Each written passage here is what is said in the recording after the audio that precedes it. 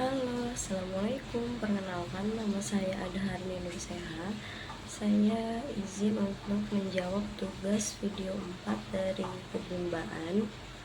Untuk pertanyaan nomor pertama, bagaimana hubungan antara visi, misi, dan tujuan Bimba AYUEO?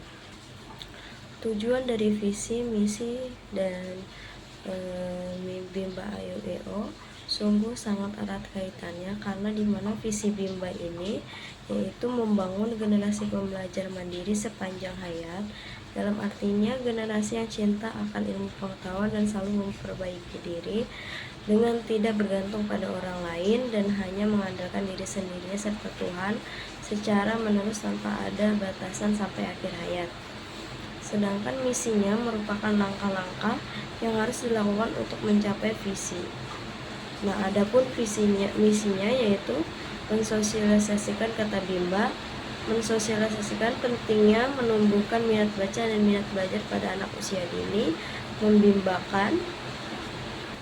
Sedangkan tujuan dari Bimba AYUEO yaitu tujuan utamanya seluruh keluarga besar Bimba bahagia yang berdampak pada suksesan. Yang kedua yaitu tujuan khususnya menumbuhkan minat baca dan minat belajar anak secara intrinsik.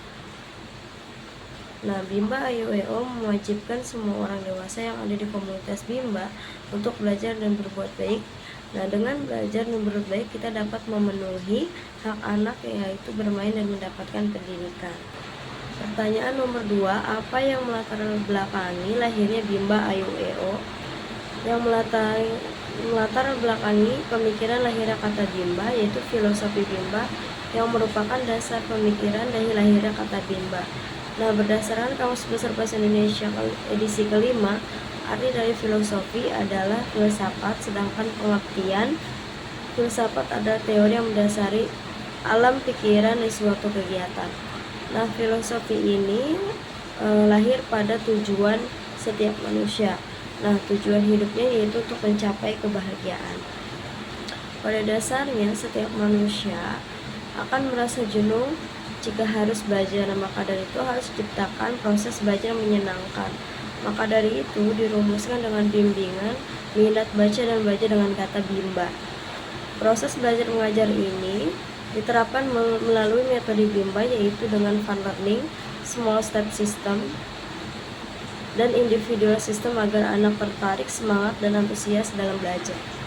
Untuk nomor 3, jelaskan keistimewaan Bimba yang Anda pahami. Nah, keistimewaan kata Bimba ini juga terletak pada kata Bimba, yaitu sudah dibahas dari filosofi Bimba. Nah, alasan kata Bimba ini lahir dari filosofi setiap manusia yang hidup. Nah, kata Bimba ini merupakan paradigma baru yang berorientasi pada proses bimbingan minat baca dan minat belajar. Yang kedua yaitu adanya garansi BCA 372 bebas, yaitu garansi kemampuan membaca anak mulai pada usia 3 tahun 0 bulan selama 72 kali pertemuan, meskipun tanpa harus dibantu di rumah. Selanjutnya yaitu keistimewaan coba gratis sampai yakin atau trial. Keistimewaan ini merupakan fasilitas yang diberikan Bimba AYUEO untuk calon murid agar dapat mengikuti kegiatan bermain sambil belajar di Bimba tanpa batas waktu yang ditentukan sampai anak dan orang tua yakin. Untuk pertanyaan nomor 4, sudahkah Anda menerapkan visi, misi, dan tujuan Bimba AYUEO dalam kehidupan sehari-hari? Berikan contoh konkretnya. Contoh konkretnya bagi motivator yaitu saat motivator melakukan proses belajar dengan cara sepenuhnya menyenangkan, maka bukan hanya anak yang akan terlihat senang, ceria, dan semangat, namun motivator juga akan merasakan kebahagiaan dalam dirinya sendiri dan bisa berbuat baik dan memberikan manfaat bagi anak. Nah, pada tahapan ini, ketika minat belajar anak semakin meningkat, maka motivator akan lebih mudah bersyukur karena sudah bisa bermanfaat buat anak dan orang tua murid, sehingga akan berdampak pada peningkatan jumlah murid bagi motivator. Pertanyaan nomor 5, sudahkah Anda merasakan manfaat Bimba? Berikan contoh konkretnya.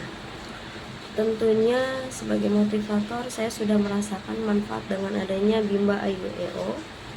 Manfaat ini bagi relawan Bimba yaitu relawan Bimba AYUEO selalu menggunakan paradigma Bimba yang akan mendapatkan manfaat, yaitu Spiritual quotient yaitu menjadi pribadi yang bermanfaat, pribadi yang bersyukur, penanaman modal akhirat. Yang kedua, intelligence quotient yaitu dengan adanya metode individual system, maka motivator akan belajar untuk mengenal karakter anak sehingga memacu meningkatkan kreativitas, inovatif, terampil, dan berdampak tidak mudah lupa.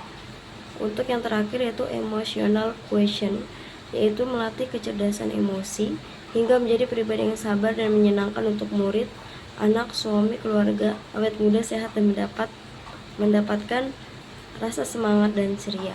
Terima kasih. Sekian jawaban dari saya.